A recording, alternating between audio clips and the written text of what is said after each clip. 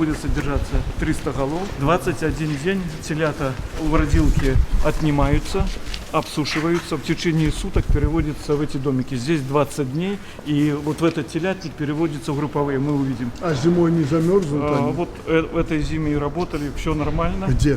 Здесь, вот в том телятнику 0 падежа по этому комплексу. 1200 дойных коров. При выходе на полную мощность этого комплекса мы будем ежедневно продавать 40 тонн молока.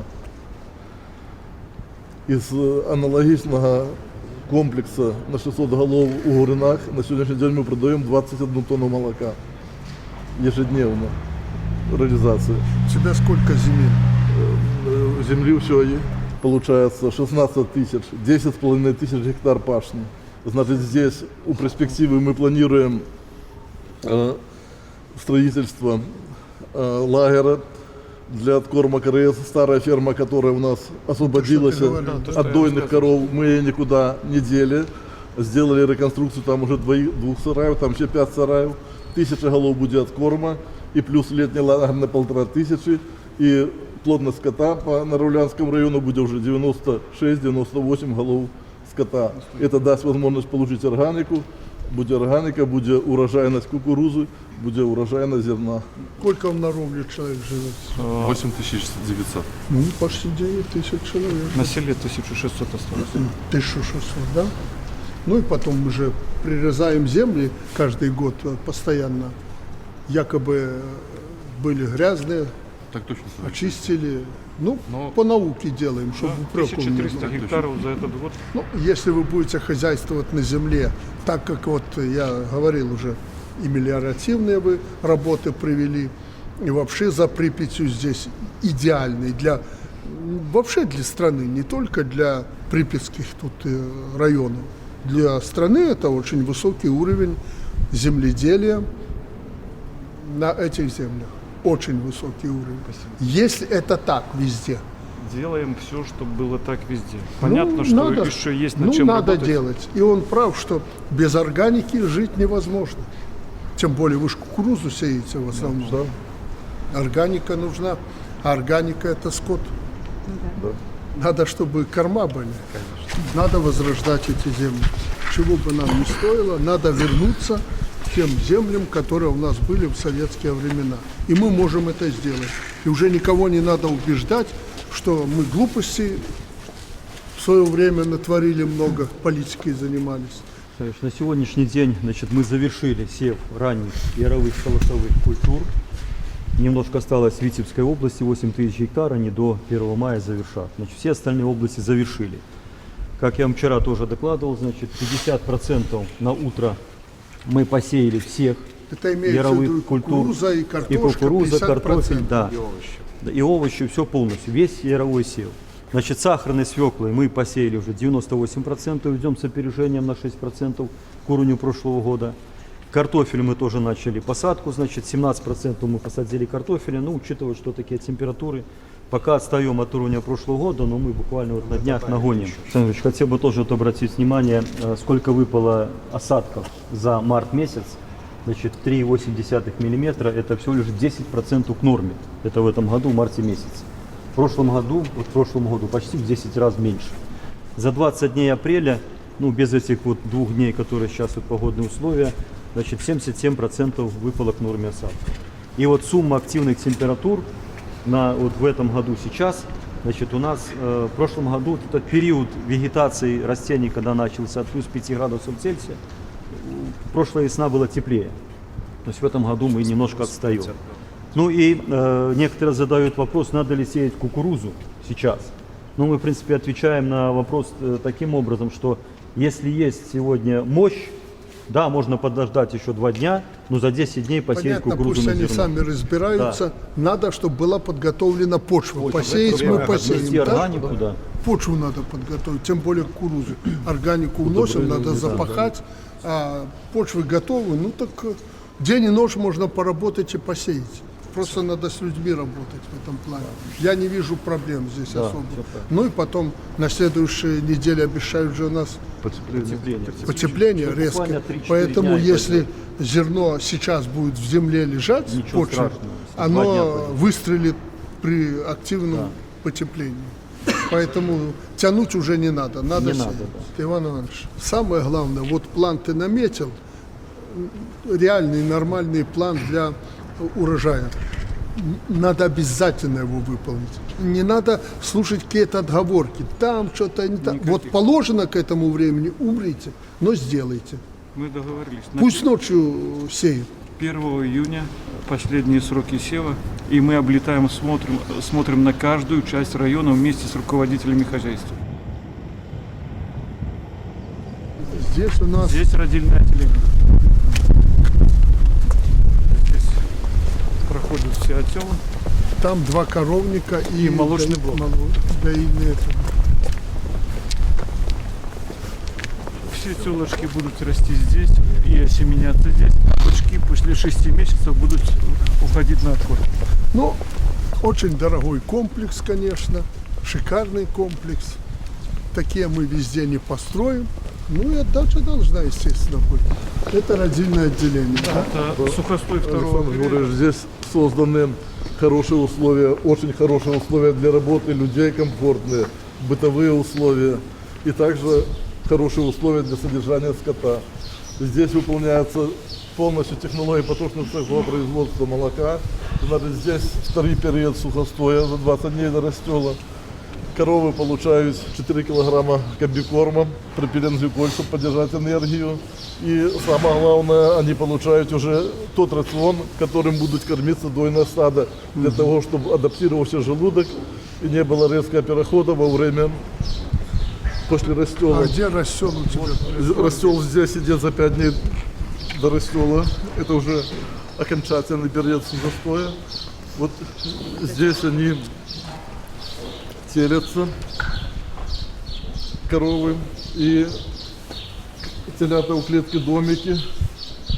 И получается, что она обсыхая, выпаивается молозивом и перемещается уже в течение 2 часов, когда начинается терморегуляция Достаточно этих у клетки домики. Она тут Не более 2 часов. Сроки и выпаивается молоко. Первый час жизни. там 2 помещения коровы. Это у нас дойное стадо, Да. да? Это помещение для цеха по производству молока. Здесь 250 голов дойного стада, каждая секция по 64 головы.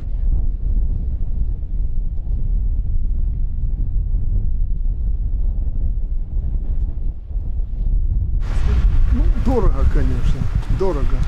Надо стараться удешевлять. Будем стараться, чтобы купилось. Рентабельность молока 27%. Нам надо придумать схему, чтобы они зубами грызли цену. Ну что тут мы же видим, по-хозяйски, если даже глянуть. Забор, как во Дворце Независимости.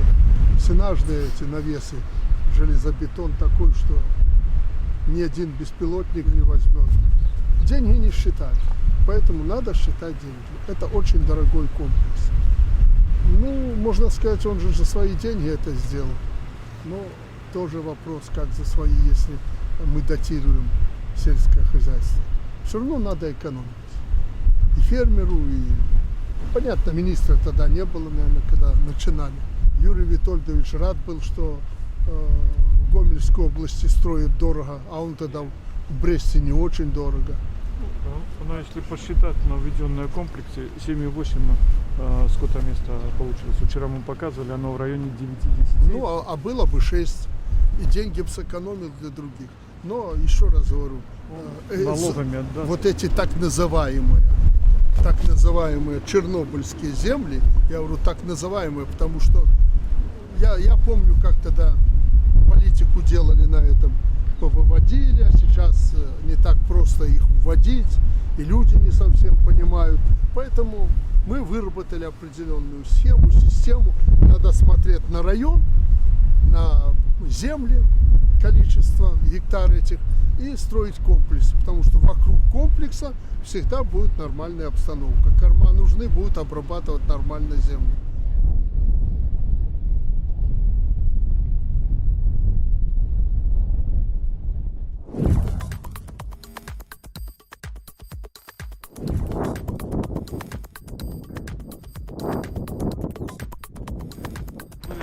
начали наше хозяйство именно в момент присоединения.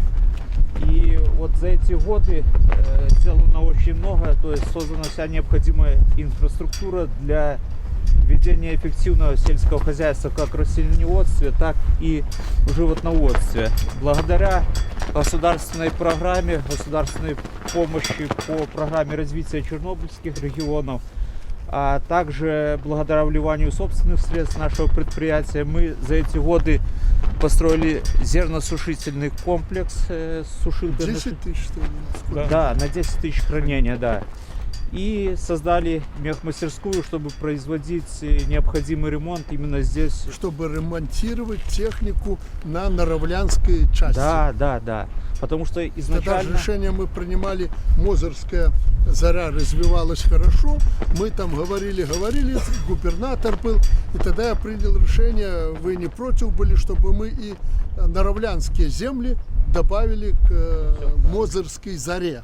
И получилось объединенное хозяйство, 11 с лишним тысяч гектаров. Да, и здесь мы создали отделение, то есть здесь есть управляющее отделение, ну и полностью В все. Мозыре у вас в части там порядок, все Да. есть необходимое. Здесь вы также основную базу создали от зернотока до сушилка здесь тоже. Да, есть? сушилка, да, МКДОР на 60 тонн свинокомплекс здесь загрузки, еще. свинокомплекс на 12 тысяч и 2 молочно-товарных Это у комплекса. нас что? Это мехмастерская. Мехмастерская. Да. Там у вас Молочно-товарный комплекс. Это там, где был старый Свиноферма, свиноферма. да, реконструировали вот за эти годы и сегодня доим 32 литра молока Сколько на корову. там коров? 550 коров Это мастерские этого отделения. одни, да, этой части Наравлянской зари, да? Да, Аккуратная заправочка. А достаточно? достаточно. У нас здесь порядка 40 единиц техники, всей прицепной, порядка 20. Ну здесь же 5 вы тракторов. на скорую руку ремонты какие-то ставите или все? Все ремонты А делаем. капитальные вы у Моза. Здесь тоже инженер главный приезжает со специалистами, можем сделать ремонт двигателя здесь, то есть вынимаем, вот кранбалка есть, все вынимается, делается. Там у нас склад удобрений, то есть вот тоже тема сейчас актуальна, вы Да. не раз заостряли внимание, все аккуратно, нигде ничего не протекает, азот, калий, фосфор. Отопление, Александр Григорьевич, на местных видах топлива, на дровах. Это такие мастерские, как у нас были везде, пониже были, но все конструкции такие, но аккуратные. И не надо тут ничего выдумывать. Вот он говорит, ему достаточно. Имеется кранбалка, то есть можно снять, Да. все перенести. Цеха, сварочный цех с выходом на улицу. вот эти сварщики, токаря привозите или... Местные, дровлянские. Ну, где привозят, где местные. Сварочный цех, то есть открывается на улицу, можно, то есть крупногабаритно, если что-то подварить, с той стороны заезжают, как бы, ну, выполняем все необходимое. Смотровая яма, если что-то поремонтировать, то есть тоже. И на Молодцы, втором, да. молодцы. Все компактно, ничего лишнего. Я только боюсь, чтобы тебе хватило этого. Все-таки тут 6 или 7 тысяч гектар земли. Не, ну мы постепенно, мы забрали, наверное, года 2 назад Слободского имени Ленина Мозырского. Тебе достаточно этих мастерских для этой части земли Наравлянской. Идеально, ничего лишнего. Добрый день. О, приятно смотреть на человека опытного. Один случай на Ролянском районе Токар, как бы Почему один? Он лучший. лучший, да. Молодец, спасибо. Все Но необходимо. он должен учить пару человек еще. Такой Это для нас очень важно. Но у меня то есть, вот, гвардия, а у тебя? У нас практиковалось, учеников мы брали, как бы не было потом возможности обучаться. Ну, училища эти все развалились. И нам ставили ребят. Ну, знаешь, мы их ты обучали. должен своих деревенских присматривать. Да, я вижу, кто. Да, вот кого ты видишь, Клёвый. поставил рядом, денег на это жалеть не надо. Раньше это называлось, помнишь, у нас наставничество. Наставничество. Ну, надо это не забывать. Спасибо. Как Спасибо зовут? вам. Борис Борис? Владимирович. Борис Владимирович, спасибо. Вам спасибо. Переселенец из Казахстана, как бы на Нам Ролянский все район. равно наш человек. Да. Что казахи, что русские, что белорусы, украинцы, это наши люди. Я даже радуюсь, когда к нам приезжают откуда-то. Это еще лучше. Он с Украины, у нас уже несколько тысяч живет. Нет, говорит, мы не после войны туда не поедем, мы хотим здесь. Получили гражданство и живут. Очень многие хотят сюда приехать. Ну и надо потихоньку жить. Война закончится. Спасибо вам. Мойка для сельхозтехники, там запасные ворота для въезда, то есть с поля заезжают сбоку, помылись. Техобслуживание. Что гарантийное приезжают здесь на месте делают. Нет, у тебя есть место ТО, где можно... Вот все здесь. Яма ж здесь, Здесь, смотровая да? яма здесь. Ну, да. чтобы по графику можно было... Да, мы все это делаем. Навес для хранения техники, то есть та, которая не используется. Зимой он полностью заставлен, что-то где-то уже сняли в работе. У тебя здесь 4 комбайна. Вообще в хозяйстве 13, в этом отделении 4.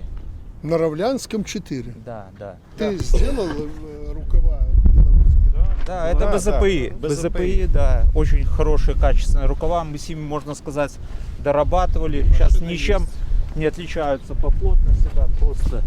Ну и хотели показать, то есть сухая кукуруза, плющенная. Это плюшины. Вот здесь да, такая. Да, вот такая кукуруза. Разница в себестоимости 100 рублей. Если по прошлому году у нас 380 рублей себестоимость сухой, то этой 280.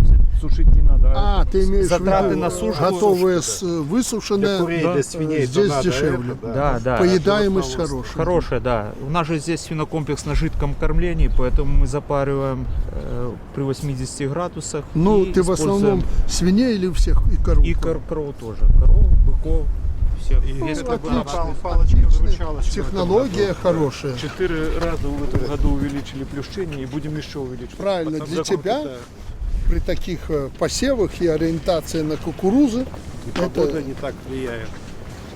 великое дело. Не надо газ сушить, не надо измельчать, потом комбикорм, все на месте и гарантированно, что тут на месте попадет. Нет, молодцы. Мастерские идеальные. Ну и административное здание для специалистов, кабинеты хорошие, сделаны условия, чтобы работали. Идеальный, без излишеств, машинный двор.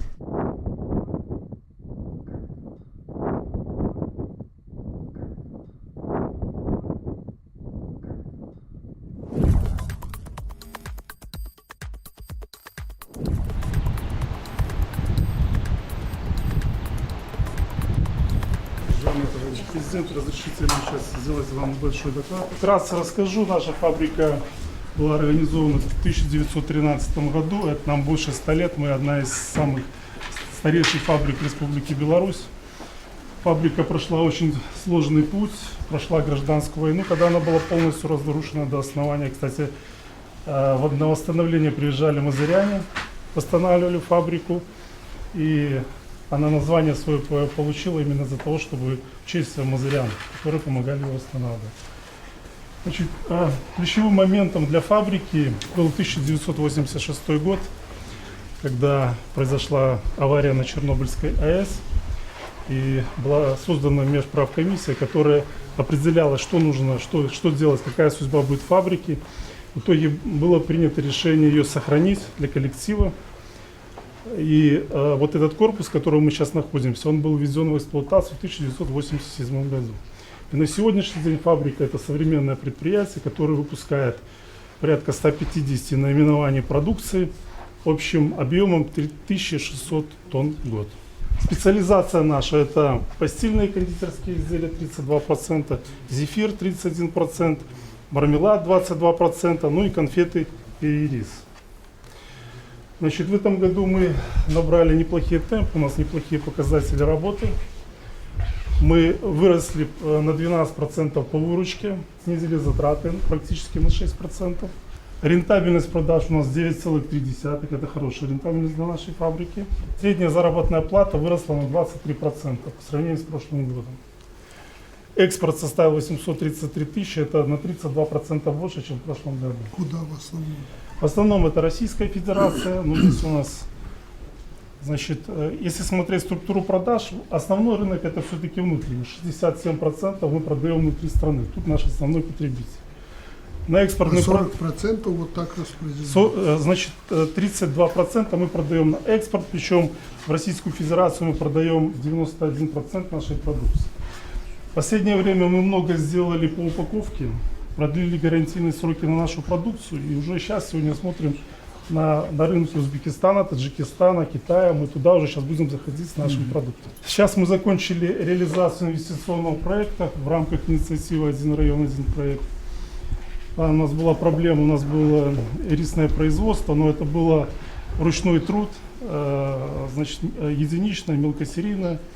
Благодаря, значит, области, благодаря Ивану Ивановичу и концерну Белгоспищепром нам удалось реализовать этот проект. Мы подняли производительность более чем в 2 раза, где-то в 2,5 раза подняли производительность нашей линии, создали дополнительно 15 рабочих мест. Эту линию мы сможем увидеть вживую. Следующий у нас инвестпроект, это еще более масштабный, более амбициозный проект, это создание производства постельной линии. Это двухэтапная работа. Первый этап – это модернизация энергетики предприятия. В этом году мы планируем сделать, в следующем году мы планируем установку линии и ввод ее в эксплуатацию. Общий объем инвестиций составит 11 миллионов, будет создан дополнительно. В будущем году ты говорил? Да, в этом году он проектирует полностью адаптировать. Хорошо. Александр Иванович, предлагаю пройти на производство.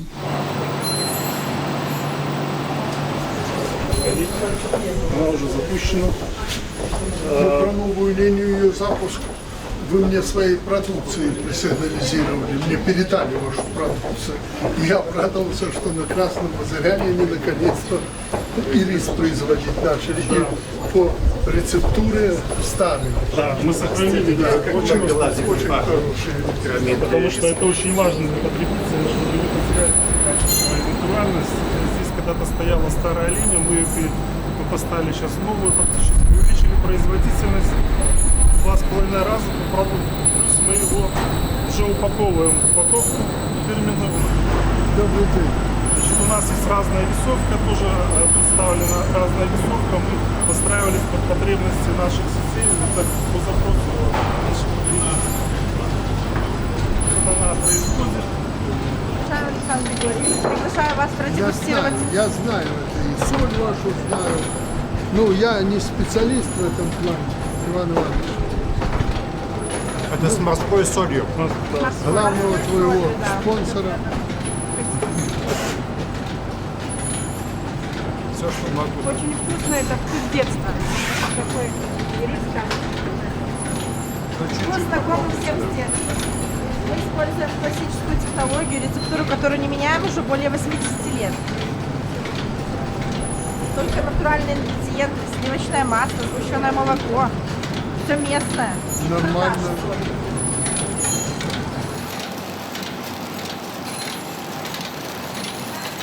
Зырянин, это же родное. Почему-то так в моей жизни сложилось, когда Чернобыль случился, тут закрывать, еще чего-то, уничтожить предприятие. Нет, Мазырянин должен жить. Рады приветствовать вас на нашей фабрике кондитерской «Красный Мазырянин». Разрешите вас познакомить с нашей продукцией. Это ирис тиражный, мягкий, в ассортименте, который вы уже увидели у нас в цеху. Да. Также наша пастила, всеми любимая теми, кто следит за фигурой. Это классическая ванильная с мармеладной прослойкой. Также те, кто любят послаще, есть с кондитерской глазурью у нас пастила. И зефир на агаре у нас присутствует также в ассортименте. Он менее сладкий, чем пектиновый зефир, он более трудоемкий, но он менее сладкий. Поэтому он пользуется тоже большой популярностью. Коровка. Да, знаменитая наша коровка. легендарная Я коровка. передавал вам сигналы. Ну, сделайте рецепт коровки, как было. А мы Рецепт сохранили. не У меня менялся. дома, если там мы закупаем где-то только Мазырянина. Да. Да, ее рецепт не менялся с 1947 года, и она до сих пор изготавливается на сливочном масле натуральном. И вся наша продукция изготавливается на натуральном белорусском сырье. Вас приветствует кондитерская фабрика «Спартак». Знаю ваш этот «Спартак». Вот уже второй раз мне предоставлена честь представлять продукцию нашей фабрики. Вот 10 лет назад вы были с визитом у нас на «Спартаке». И 10 лет мы выпускаем продукцию без добавления Так, сахара. коммунарка или «Спартак»? Что лучше для нас? Спартак, конечно. Для нас «Спартак». Для вас. А для страны коммунарка? Вот у нас линейка продукции без сахара. Мы выпускаем уже не только шоколад, у нас печенье, и вафли, и конфеты, и мюсли. И мы не останавливаемся на этом. Мы сейчас ведем работу, у нас появятся продукты без сахара с витаминами, с добавлением комплекса витамин, а также с высоким содержанием белка. С продажами нет проблем? Белорусский рынок у нас 90%. Вафли вы производите, да? Есть Да, ассортимент. это продукты для детей. Вот здесь по разработке. Значит, вот печенье-печеняшки с витаминами и кальцием. Это специально мы разработали для питания детей дошкольного и школьного возраста. Вот эта линейка крошки-осьминожки, это тоже вафельные изделия в виде батончиков и конфет, также для детей. Здесь взамен растительных жиров на основе пальмы мы используем масла кокосовое, сливочное и рапсовое. И к Новому году учебному мы еще добавим в эту линейку вафельные батончики с фруктовыми начинками и печенье. В рамках импортозамещения в 2023 году на предприятии установили линию по производству тонкого шоколада. Шоколад мы выпускаем с разным содержанием какао от 35 до 99%. Вот шоколад, который 99%, он также продукт без сахара. Но мы, чтобы он не был такой горький, терпкий, мы сюда немножко добавляем натуральный сахарозаменитель стевиогликозид. Для того, чтобы нашу страну представлять и могли не только туристы, которые приезжают к нам, но и жители Беларуси уезжать домой с кусочком нашей культуры, у нас разработана целая линейка продукции, которая рассказывает о достопримечательностях нашей страны. Это спадщина Беларуси, конфеты и шоколад. Также обратите внимание, пожалуйста, на дары Полесья. Я уже обратил, молодцы, сделали вот это. Шоколад, да. Молодцы. Очень пользуется спросом. Также различные процент содержания какао, как от 35 до 99, бывают разных вариантов. Молодцы, делаете вы хорошо, но не теряйте рынки внешние тоже. Хочется вручить вам такой альбом. Здесь сконцентрировано более 70 поездок. Вот это? Вот этот будет хорошо смотреться в Дворце Независимости, а вот этот оставить на память. Здесь собрано с 95 года все поездки, все знаковые решения в модернизации промышленности, деревообработки, всех направлений. Ну и очень душевные фотографии, когда вы на Полесье встречаетесь. Здесь история Гомельщины, здесь история всей нашей Беларуси и принятие важных решений. Ну, Гомель для меня всегда был родным местом, и Гомельская область. Сколько тут здоровья и сил потрачено, и решений таких сложных, которые не все сразу понимали, а потом соглашались. Сегодня так что, Иван Иванович, если ты приведешь область в порядок, как возле Припяти, там, где я летал, ну, это будет тоже подвиг. Спасибо, Александр Иванович. Спасибо.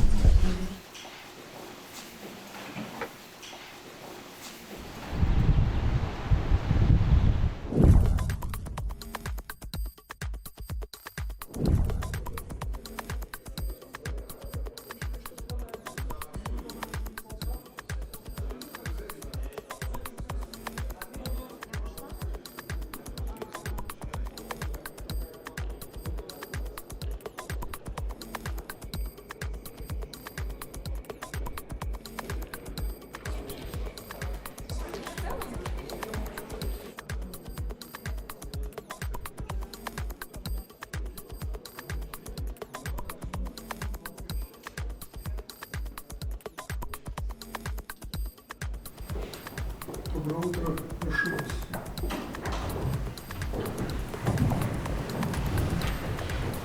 Сегодня мы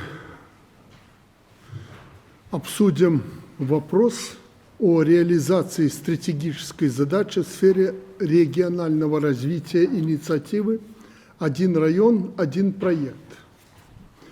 На эту тему заслушаем ряд докладов. Это можно рассматривать как некое финишное мероприятие после наших с вами командировок на юго-восток Могилевщины и юг нашей Беларуси, в Гомельскую и Брестскую области. Естественно, что там есть и существуют программы, более глобальные программы по развитию Припятского Полесья, юго-востока Могилевщины. Мы касались также темы мелиорации, вовлечения сельхозземель в новый оборот, ну и другими серьезными мероприятиями, говорили о Витебщине, о том, что надо сделать для того, чтобы дать толчок к развитию этого региона, в том числе нашего северного региона. Я думаю над тем, чтобы на Всебелорусском народном собрании в конце года, где мы традиционно будем слушать и доклад премьер-министра, вынести на обсуждение как ключевые моменты выступления премьер-министра, доклада премьер-министра по этим темам. Это важно для людей, и надо, чтобы на самом высоком представительском органе эти темы были не просто обозначены, а серьезно прозвучали. Почти все регионы страны, их 118, сталкиваются с оттоком населения, особенно сельского. Все соцопросы показывают, что для жителей в регионах тема номер один – это наличие рабочих мест с достойной зарплатой. Потом уже идут у нас вопросы ценообразования, досуг, ЖКХ и так далее.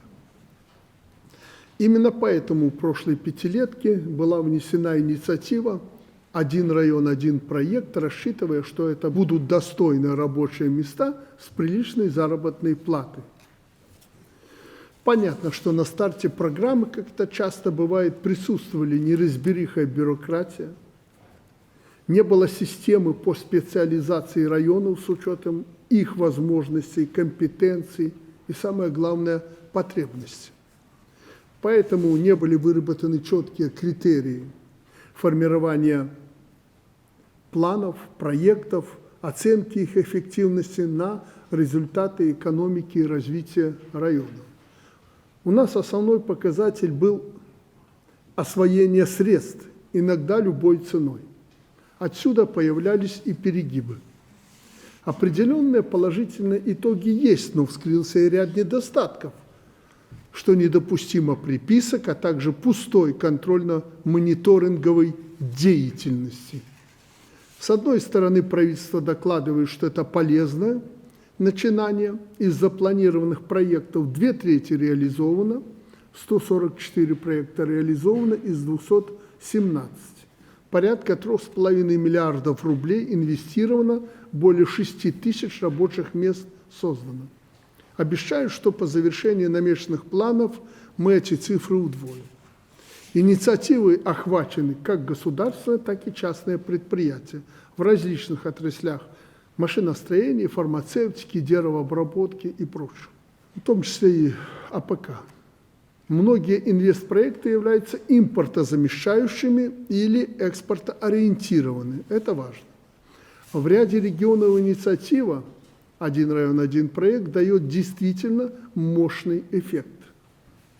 Например, в Краснопольском районе, который посещали буквально 2 недели назад, за пятилетку доля инвестиций по проектам инициативы составила 50% от общего объема. С другой стороны, как мне докладывают у контролеров, к половине проектов, 109 из 217, есть претензии. Правительство отчитывается по общему перечню проектов, не заглядывая в суть как следует. Поэтому немало включенных в перечни формально, а вся работа ведется лишь на бумаге. Есть запланированные к реализации за счет собственных или заемных средств и без попадания в этот список. Например, возведение транспортно-логистического центра в Верхнедвинском районе или организация производства катонизированного льнового волокна в Ляховичском районе. Отмечаются факты, когда в перечень вносились проекты давно реализуемые, или уже почти готовые, то есть буквально на финишной прямой. Так, с 2014 года реализуется проект по выпуску фармацевтической продукции в Червинском районе. А в 2022 его, как ни в чем не бывало, включают в список. Не понимаю, зачем это надо, но если в Червинском районе хватает всего и вся, и там уже людей нет под новые проекты, это большая проблема, которую мы должны учитывать. Ну, зачем вы куда-то что-то включаете, чтобы отчитаться, что вы великие и выполнили поручение президента? Это никому не нужно. Известны проекты, по которым местным властями реальная помощь не оказывалась, только собирали и передавали наверх отчетность.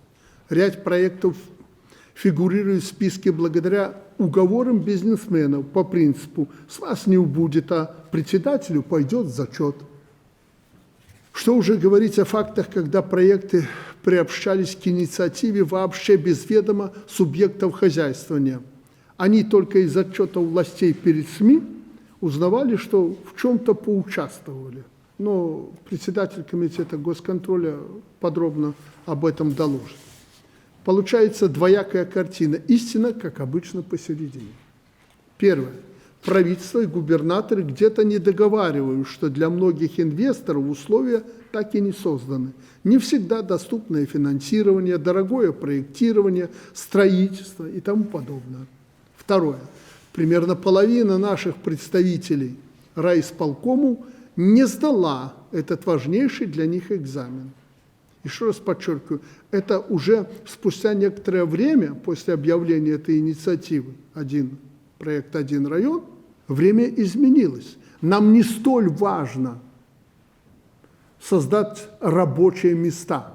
Дай Бог укомплектовать работниками и рабочими специалистами тех отраслей, которые у нас сегодня развиваются. Поэтому это не столь важно. Важно, насколько могут председатели райисполкомов, да и все присутствующие здесь, облисполкомов, правительства, насколько они способны реализовать эту инициативу.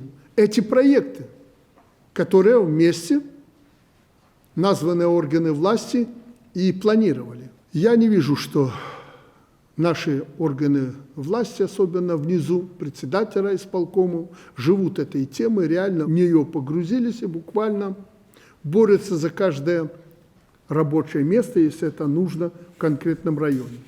Кстати, хватает примеров, когда в рамках проекта заявлялись 100 новых работников, условно, по факту получалось 85. И абсолютно формально проект признавался невыполненным. Но это махровая бюрократия. Еще раз подчеркиваю, если заявляли 100, а тот же проект реализовали с численностью 85, это нормально при дефиците кадров. Получается, хотели запустить инвестиционный цикл, а только создали головную боль отдельным инвесторам, потому что контролеры всех уровней просто стоят у них над душой, мониторят каждый шаг и отбивают желание работать. Это Василий Николаевич и премьер-министра касается, и всех надо прекращать. Формализма быть не должно. Мы создаем проекты, а не считаем там численность плюс-минус 1 человек. И начинаем по всем инстанциям докладывать. Ну ладно, докладывать таки что и людям душу травить. В результате бизнесмены готовы на все, чтобы реализовать новые проекты вне таких инициатив. Поэтому есть крупные, реализованные в прошлой пятилетке, но не внесенные в данную программу. Заслушаем докладчиков согласно порядку. Пожалуйста, Николай Геннадьевич, вам слово. Прошу придерживаться строго регламента. Давайте без всяких философствований, а конкретно. При этом я еще раз подчеркиваю, нам надо обратиться к этой инициативе спустя то время, когда она была объявлена. Еще раз подчеркиваю, ситуация серьезно поменялась. Тогда мы рассчитывали не только на высокооплачиваемые рабочие места, но и создание рабочих мест. Да. Сегодня такой нет проблемы. Где-то в районах она есть. Ну, там надо брать на контроль эту инициативу и смотреть, чего там губернатор с председателем горрайисполкома хотят. построить, чтобы люди имели нормальную заработную плату и рабочие места. Именно рабочие места. Зарплата, понятно, везде должна быть. Еще раз подчеркиваю, с учетом сегодняшнего времени надо посмотреть, что нам делать и что важнее. Мы порой бросаемся в омут, не можем найти, как ты часто упрекаешь, что ты правильно порой упрекаешь подчиненных правительству, министру и других, что у них нет проектов. Тем более внизу. Ну так вот, вы видели, мы рассматривали эти проекты. Нам очень нужно закончить программу строительства молочно-товарных комплексов и этих профилакториев, как Юрий Николаевич называет телятники, эти профилакториев для молодняка скота. Это надо, без этого никуда не денешься. Но на это надо деньги. И тут надо это делать. В противном случае потеряем сельское хозяйство. Поэтому мы коснулись развития молочнотоварных комплексов, других животноводческих помещений. И что самое главное, подошли к вопросу обслуживания очень сложной техники. Тоже обсуждали эту тему в Мозыре, имея в виду развитие бывших советских сельхозтехник и преобразование их в райагросервисы. По-настоящему это должен быть узел, где мы должны обслуживать эту сложную технику. Ну а как в Мозыре мы видели, это уже предприятие, но не только обслуживает ряд районов близлежащих. Это целое предприятие, которое уже производит некоторую сельскохозяйственную технику. Сельхозхимии. Есть проблемы, отдельно будем обсуждать хранение минеральных удобрений. Так вот, непочатый край работы. Это для вас год железной проверки на профпригодность. Не дай бог вы не решите вопрос с падежом скота. И я уже предупреждал в Гомельской области губернатором, хочу повторить и министру, что создание профилакториев, дорогие мои, это крупный шаг по сохранности молодняка, скота. Но это решение половины проблемы. Дальше ветеринария и прочее, прочее. Я этот вопрос поставил не потому, что он мне там с катушек съехал и казалось бы, вот все время говорит и говорит о падеже. Видели, что творится? Так это мы щадим людей. Мы не все это публикуем. А если бы опубликовали и люди начали листать, они ужаснулись. Ну, конечно, надо понимать, что Василий Николаевич же контролер. И он видит больше негативного, чем положительного. У нас сегодня с ним серьезный был разговор с утра по поводу работы комитета госконтроля и правоохранителей. Я просто хочу подчеркнуть. И Василий Николаевич это усвоил и губернаторам, и правительству, и вам, Дмитрий Николаевич, особенно нашим парламентариям. Мы ни в коем случае не должны перейти красную линию в отношениях с нашим обществом, с нашими людьми. Ни в коем случае мы не должны зажимать людей так, что они, особенно руководители, должны оглядываться на каждый шорох. Ни в коем случае. А такое есть. Люди должны жить смело в своей стране, на своей земле. И это зона ответственности губернаторов и правительства. Они должны это видеть. И если нужно, конечно, они Герасимову не укажут, но у них есть президент. Свою позицию я обозначил. Никакого запугивания, никакого давления. Еще раз подчеркиваю, давить нещадно нужно на мздоимцев, проходимцев, жуликов и тех, кто хочет разрушить страну. Тут прощения не должно быть никакого. Но входить и загребать гребенкой всех, кого надо, кого не надо в стране, ни в коем случае нельзя. Поэтому, Николай Геннадьевич, учитывайте современную ситуацию. Пусть еще раз пересмотрят губернаторы и в правительстве эти проекты. Посмотрите, что надо завершить, куда еще надо направить денежные средства и создать проекты импортозамещения и наполнения внутреннего рынка. Надо производить свое. Да. Пожалуйста. Уважаемый товарищ президент, вы в вступительном слове отметили тенденции последних десятилетий ну, в самом деле они негативные с точки зрения районов. Рост количества малонаселенных районов имеет место быть с 2010 года в 3 раза. То есть это те районы, где численность меньше 20 тысяч. Появились 2 района с численностью менее 10 тысяч. Произошла трансформация промышленных районов с 2010 года в аграрные. Было 23, стало 42. То есть это те районы, где численность занятых в сельском хозяйстве более 40%. Как результат, по большому-то счету, не важна тенденция, важен результат. В 19 аграрных районах уровень заработной платы менее 70%, чем в среднем по стране. И из этих районов и больше всего уезжает людей, более 30 тысяч, около 30 тысяч с 2010 года из этих районов убыло людей. В таких условиях акцент прошедшей пятилетки – это промышленное развитие и производственные проекты в регионах.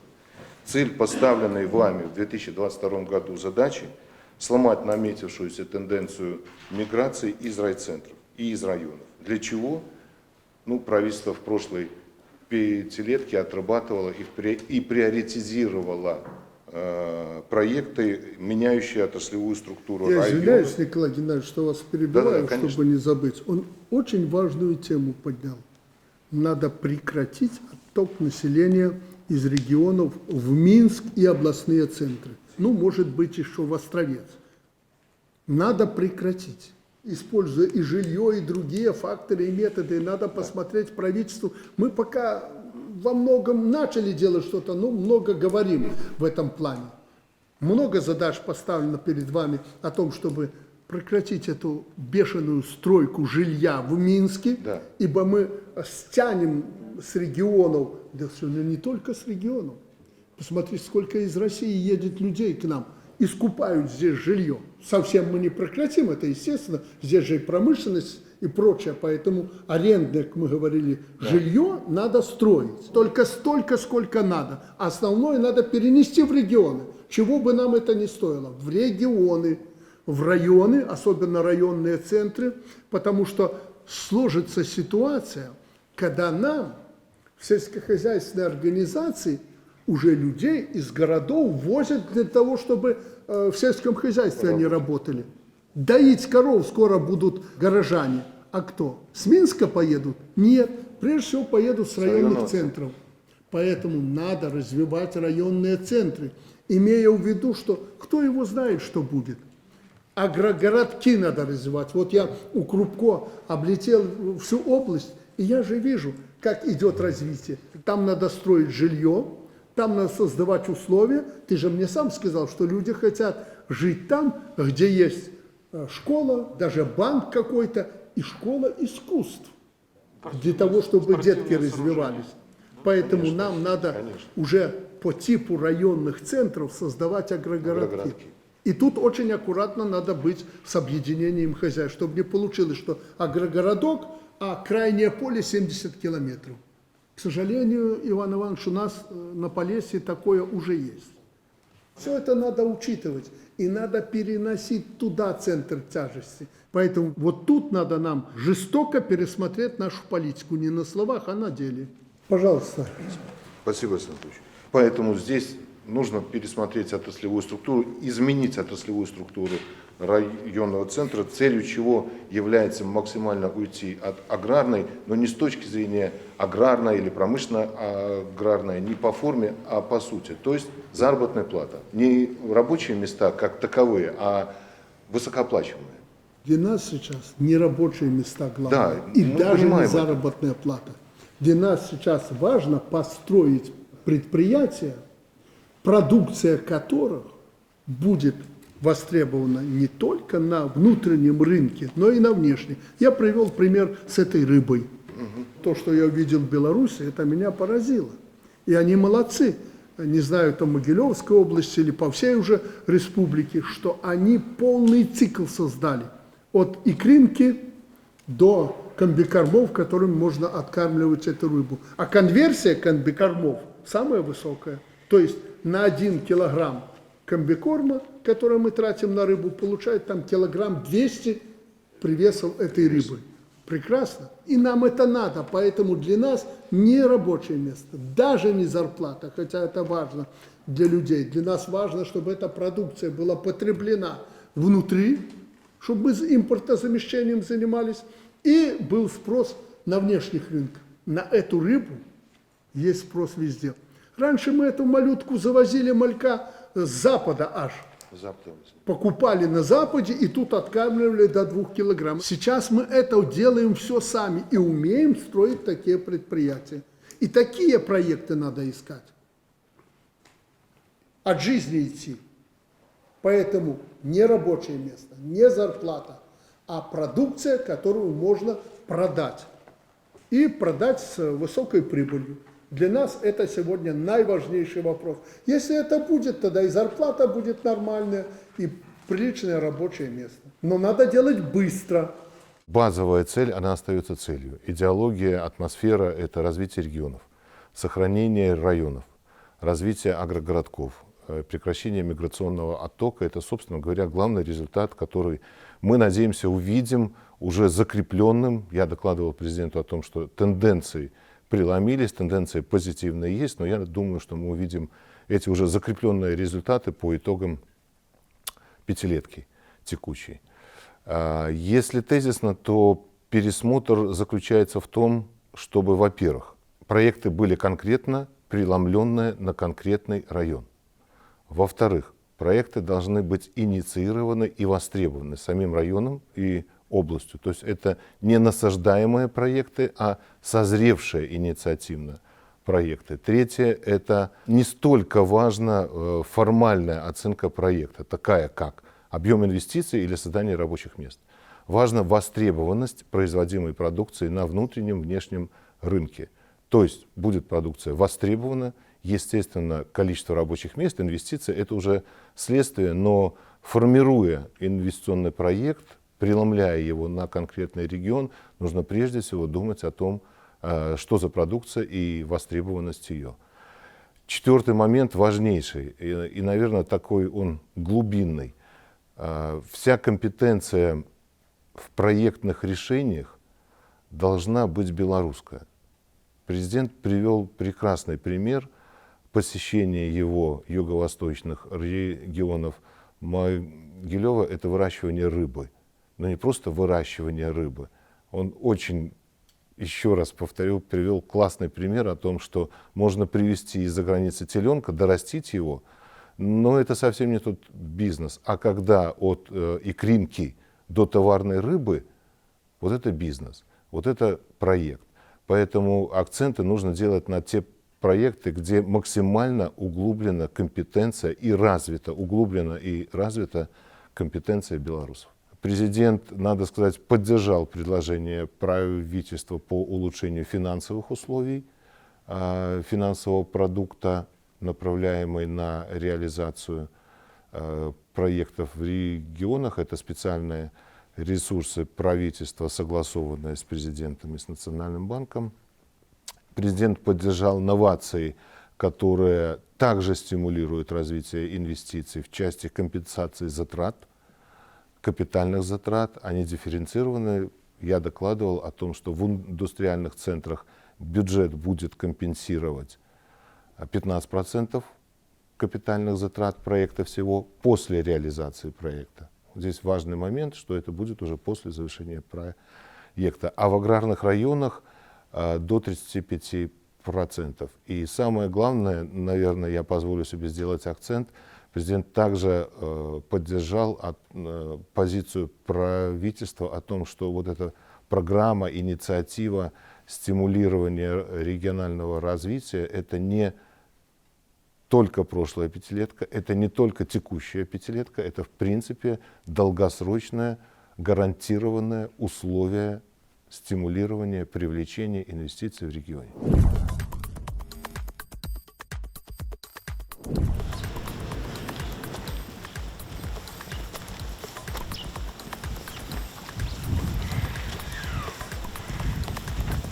Уважаемый Александр Григорьевич, мы рады вас приветствовать на гостеприимной Минщине.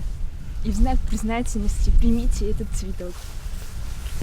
С праздником вас! И вас также. Спасибо.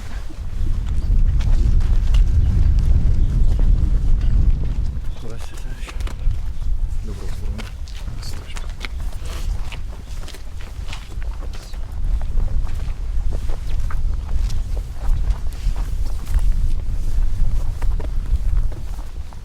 Ну что за чудо трактор ты обещал? Вот, Александр Иванович, ну это сразу, это у нас опытный образец, их 4 сейчас штуки по стране, Ну, я 5, в да. курсе. То есть мы в этом году полностью их вот в хозяйствах испытываем по всем направлениям, дорабатываем, и со следующего года мы это ставим в серию. То есть он испытывает Да, один да, из да, один тракторов. из тракторов. И у него будет он целая вот весна, осень, то есть все виды работ, полные нагрузки, чтобы посмотреть все недостатки и чтобы завод это все устранял. Вот наше решение. Ну а первое впечатление? Александр Иванович, работает 4 дня трактор у нас. В принципе, показал себя хорошо. 540 лошадиных сил. Наверное, все-таки такой трактор нам необходим с учетом наших объемов, ну, допустим, по нашему предприятию конкретно, для того, чтобы вот эта широкозахватная техника работала, чтобы мы могли в оптимальные сроки обрабатывать, потому что хозяйство большое, в том числе, если взять первую Минскую птицефабрику, там почти 23 тысячи гектар, и мы очень должны вкладываться в эти краткие сроки. Эта техника нам это позволяет делать. У тебя полей нет для этой техники? У меня много полей для этой техники. Крупский район, Минский район, Воложенский район. Я имею в виду контурность полей такая. Есть такая. Есть? Есть. У нас этот трактор будет загружен, и не один. Нам, в принципе... Я вот хочу задать вопрос министру, сколько же нам надо такой техники в стране? Значит, ну смотрите, вот на хозяйстве, например, вот этом, где-то приблизительно 20 единиц техники на хозяйство, то есть, грубо говоря, на 100 тысяч гектаров у него, которые земли... Нет, таких тракторов именно таких, 20 штук ему надо вот на хозяйство агрокомбината, на 100 тысяч гектар земли. Я почему задаю этот вопрос? Потому что я наблюдаю за тем, как мы работаем на земле, но это уже профессиональная привычка. Отвратительно, особенно пахота. Они так спашут, и даже у него, так спашут, что вот как будто война. Хренину не надо никакие окопы рыть, все нормально. А потом же сколько надо денег, чтобы почву вот выровнять, вот как у него издали мы смотрим это поле, и посеять. Это ж выровнять надо. Я наблюдаю, когда на клочке земли, где там 5-4 гектара поля, ну есть у него и такие, вдоль дороги и так далее, работает мощная техника, ну там 350 или сколько лошадиных сил. Он же плуг зацепит 12-корпусный или 9, как развернется окопы. Вот я чего боюсь, что они эту технику возьмут, но тактика должна быть работы в поле своеобразная. Агрономы уже в поле не бывают. А если и бывают, еще хуже. Значит, они не понимают, как надо работать. И у нас это уже везде. Бурелом прошел, там ветер, прочее, деревья падают на пашню. Их объехал механизатор. Сверху смотришь, такая змейка, уже контура полей нет. Министр, дорогой мой, ты же был председателем райисполкома, вроде в хозяйстве работал. Вы что, этого не видите? Это наша культура земледелия. Я правильно говорю, потому что я это видел. Ну, я вчера сказал, что в этом году есть какие-то подвижки, но это должно мгновенно быть сделано. И вот если он с таким трактором и с такой почвообрабатывающей техникой, и вот с этим оборотным плугом пройдет, то он не полгектара, а гектар оставит незапаханный. Ну даже вот в Шкловском районе, это же какая контурность полей. Там на сегодняшний день такой трактор, это то, что надо. Сколько надо? 300 тракторов. 300. Да. Не 302? Нет, 300 тракторов достаточно будет. Мы говорили вот с заводом. Значит, сколько ты можешь выпустить и за какое время? Григорьевич, в этом году мы планируем закончить полностью испытание и в 27-м перейти в серию. На 27-й год, думаем, уже 30 машин поставить в планы серии. И 29-й год 300 штук закрыть. И предупреждаю категорически, вот публично тебя и министра по поводу качества. Упаси вас Господь, у вас будет некачественная техника. Да и вся техника, и там 150-е, и еще какие-то там, это уже отработанные должны быть, они должны работать 10 лет без обслуживания даже. Поэтому техника должна быть качественной. Уделите этому особое внимание. Это сейчас на первом месте, Александр. Ну, это на словах. Нет. И потом гарантийное обслуживание у вас какое? Ну, на эту технику 5-летнее гарантийное обслуживание. Ну, Совместно с райагросервисами. Вот мы обсуждали вместе с Юрием Ну, Николаевичем. правильно, это минимум 5 лет. Минимум. Как только вы сервис снимете 5 лет, в бухгалтерии на учете этот трактор будет стоять 5 лет. Никто 7 лет держать не будет, а потом начнут списывать. А мы-то не позволим им списывать такую дорогостоящую технику. Даже он уже будет деньги считать и скажет 10 лет. Ну, он под забором будет 10 лет валяться, этот трактор. А потом его тихую на металлолом сдаст. А мы же, ты, наверное, заметил, что 2 года я уже требую от него, чтобы Гостехнадзор, ГАИ там участвовала, как раньше, линейка готовности, поставь. Поэтому очень важно, чтобы, во-первых, же еще и конкуренты. Мне хочется, чтобы МТЗ покупали не под нажимом правительства там или президента, а МТЗ покупали из-за хорошего качества. И опуститься мы не можем здесь, потому что, ну, это наш бренд. Я сторонник, чтобы покупали белорусское, вы это слышите. Но я же не могу постоянно правительству и губернаторам, ты это купи, ты то купи. Пусть он сделает так, вот 5 лет гарантийный срок. Гарантийным сроком надо вернуться и увеличить им гарантийные сроки. Не 3 года. Ну, Алексей Иванович, а что если 5? Что случится? Не, у нас 5 лет. У нас 5 лет. У нас на нашу технику. На Гомсельмаш, на МТЗ, на все. Это минимум должно быть. 5 лет. Ну, 5, 7 сделаем. Ну, а чего? Ну, если хорошая техника, какая вам разница, сколько гарантийный срок? Но четко должно быть разграничение. Кушнаренко виноват, он виноват. Будьте добры, платите. Если он там фильтр вовремя не заменил, или что-то. Но если они не виноваты, если этот двигатель выехали в поле, и он заклинило там чего-то, или трансмиссия полетела, ну, дорогие мои, меняйте за счет завода. Все правильно. То есть справедливо должно быть. Потому что я с тех пор помню, какая тут была справедливость. Никогда не докажешь, что это завод виноват. Гарантийный случай. Поэтому имейте это в виду. Трактор должен быть качественный. Гарантия минимум 5 лет. Пока 5 лет. А потом и 6, и 7. Будем потихоньку поднимать. Еще раз подчеркиваю, чего ему возмущаться? Если в течение 7 лет он виноват и довел технику до кризиса на 2-м году, и там что-то случилось, ну так будем платить. Но должна быть четкая, прозрачная схема. Проверили, кто виноват. Это главное. А эту технику, конечно, она должна быть у нас. Ну, с праздником вас. Да, спасибо.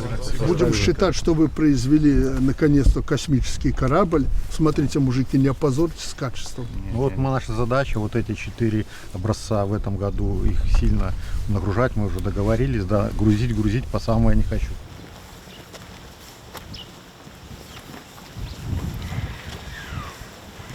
Плуг тоже новый.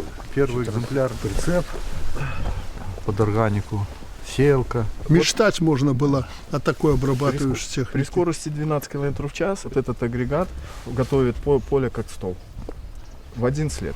Ну, многофункциональный. Иди Необходимо. сюда, дорогой. Необходимо. Сколько ты раз заводил этот трактор и сколько ты уже на нем работаешь? На данный момент наработали 42 моточаса. Наработали или ты наработал? Я наработал. И что ты можешь сказать, ну, в первом приближении? Над чем тут работать? Ну, как говорится, руки еще надо приложить, что-то настроить, а так трактор неплохой, мощный, хороший. будет. Если по качеству будет нормальный, он нужен, да? Да, конечно. У кого большие вот земли, конечно, нужно. За один проход будет делать много работы. А расход топлива, много-то работы, расход топлива. Ну, в зависимости, какие работы. Ну, это понятно, но Все-таки двигатель же здесь в 2 раза почти мощнее.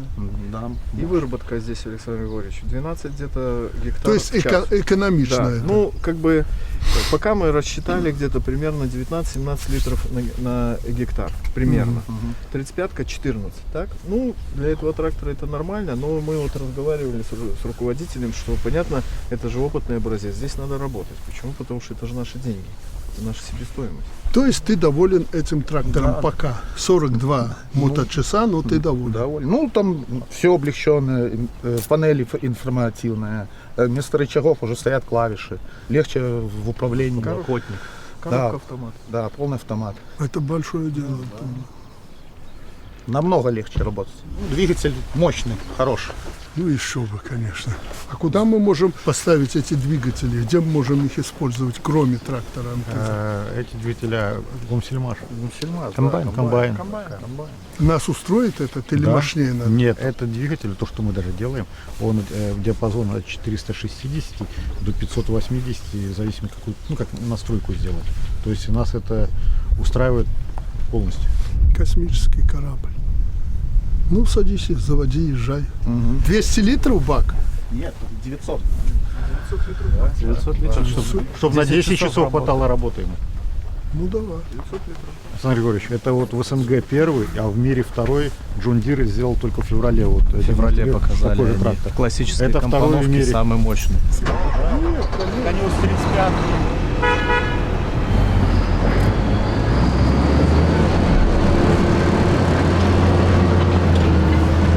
Пошел на заглубление. Да, он пошел на заглубление, надо хотя бы 8 сантиметров. А здесь до 12. Это так. Здесь ты кукурузу, так Да, понимаю, да. сеешь. Да, будем сеять кукурузу. Органику вносил? А за прошлом году, в 2024 году, по 100 тонн на гектар внесена органика. Да, надо сеять. До 10-го мы все уже посеяли. Ну, если почва готова, что не посеять? У нас в этом году 28 тысяч гектар. Это танк. Даже сопротивление.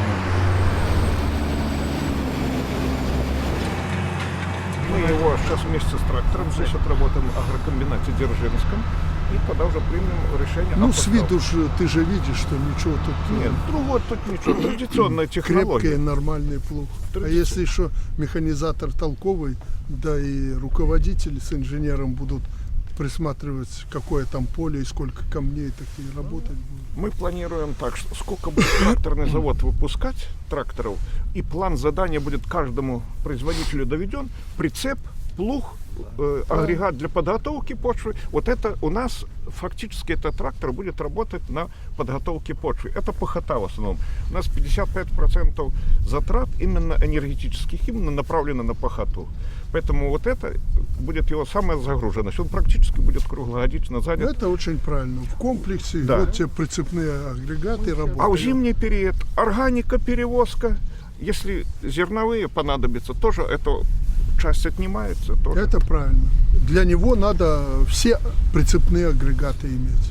Значит, так этот прицеп позволил в 2 раза увеличить внесение органических удобрений и вывозку. 2 раза. Как у нас по году 600 тысяч органики. И вот такая машина нужна? Конечно, нужно. Так, он любой комплекс, 3 таких трактора. Ну с ты вот прицепами. посмотри, я смотрю тоже за технологией. Ты у меня как опытное хозяйство здесь. Хорошо, что вы вот органику свозите где-то или у дороги зимой, или же на горке. И вносите, вот я смотрю, где никогда раньше не вносили, на тех полях. Вот на этих бугорках, ну там же комбайн убирал, и он юзом пошел. Песок.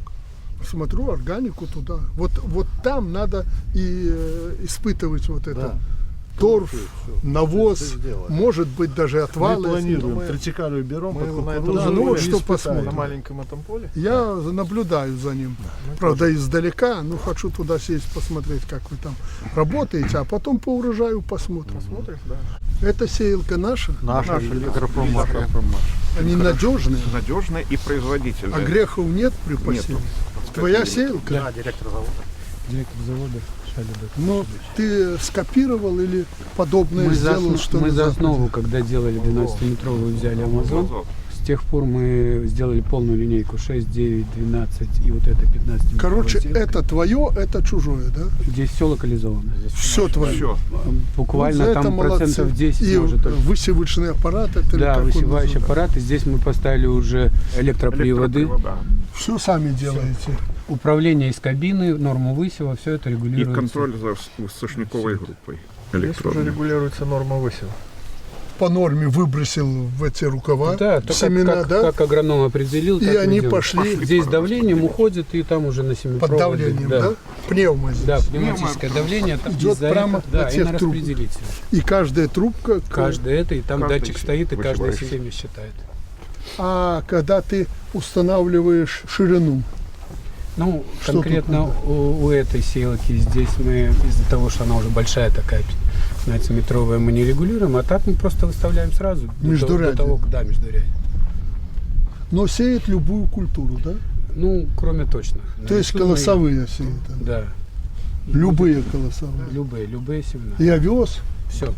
Это вот 15-метровый делали вот под этот трактор вместе с работой МТЗ. Ну, орудие создавали. И для того, чтобы она работала на больших скоростях, мы подали давление в бункер. То есть катушечный высевающий аппарат позволяет держать под давлением и любую скорость удержит, даже 20 километров, До если 20 поле будет километров мы хорошее. испытывали, в принципе. Испытания это провели. Здесь уже ширина между радий 17. Да.